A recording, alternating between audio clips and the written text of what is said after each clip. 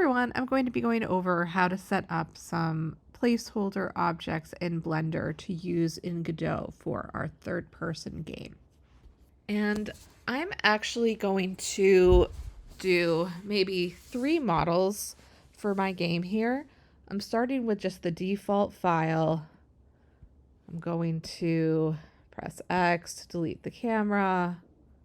I can also right-click from the outliner to delete the light.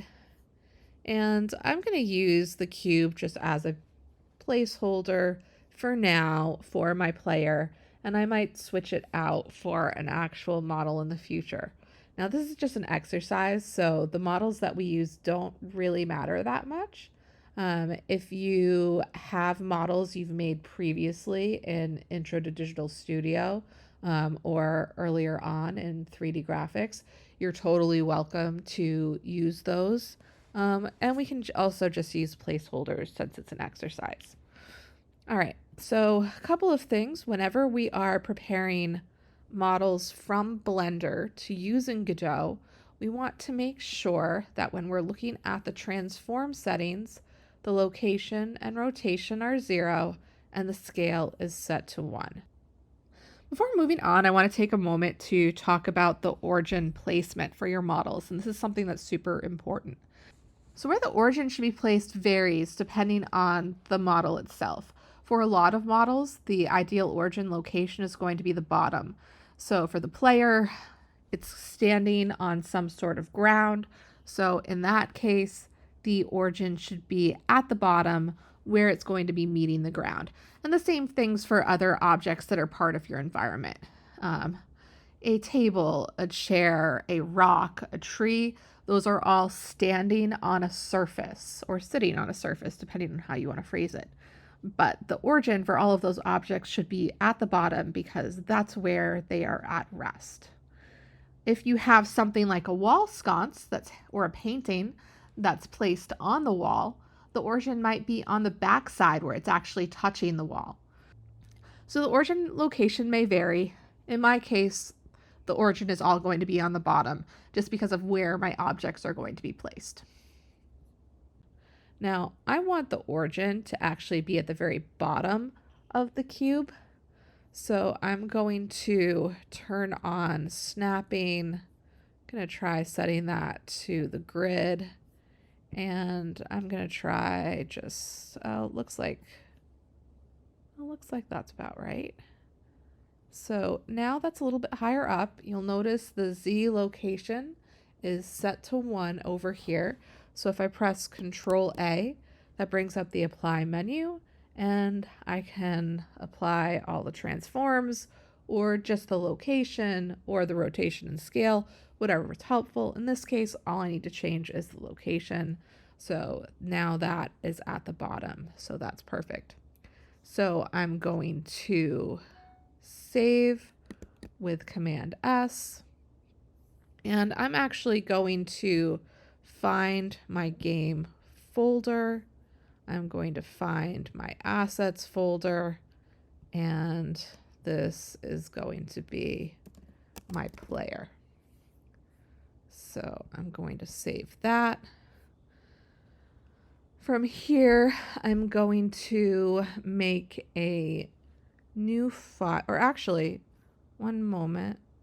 I'm going to, it looks like I just have a principled material for now. You know what? I'm just going to leave it as is, and I am going to make a new file. So Command N, new general file. All right, here we go. This time I'm actually going to delete everything. So A to select all, X to delete. Now my cursor is off to the side, so I'm just going to use Shift S, cursor to world origin, so that anything I add is going to be in the center. Shift A for the add menu. And I'm going to add a plane, and I'm just going to make a really simple ground with just a little bit, just slight hilly ground.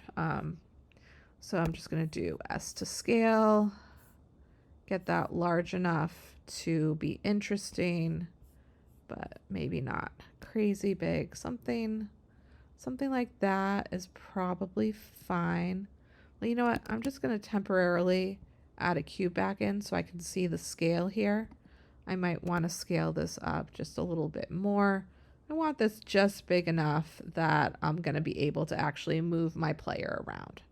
So I'm going to leave that like that. Tab to go into edit mode. W for the specials menu. This is assuming you're using right click to select. I'm going to subdivide, open up the subdivision window, increase the number of cuts.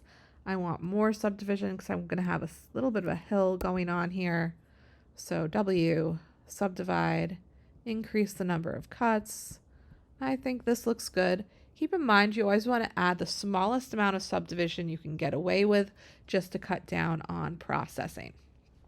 All right, from here, I'm going to turn on proportional editing, and I'm just going to scroll to make that a little bigger, maybe Z to lock that to the Z axis. And I'm just going to get a little bit of a hill, a little bit of a divot, and I'm just making this just a little bit three-dimensional, just so that this is going to be more interesting, and when my player is navigating the game later on, we'll be able to see how it interacts instead of just being a completely flat surface. So I can keep going with this if I want to. For now, I'm just going to leave this as is. I am going to head over to my material, plus new if it doesn't have one. And I like to name things descriptively. I'm just going to call this grass, and I'm going to give it a green color. So actually I don't have any light in the scene, so the rendered view is not going to be super great. Okay, here we go. I do recommend on the school computers not using the material preview unless you have to, or I guess they call it viewport shading now. It is incredibly laggy, so I recommend avoiding that for the most part. All right, so that'll be fine for my ground. Now I can save. It still has my assets folder active, so I'm saving in that same location, so this is perfect. Just gonna call this ground 1. Maybe I have multiple levels where I actually have different grounds. So I'm going to save that.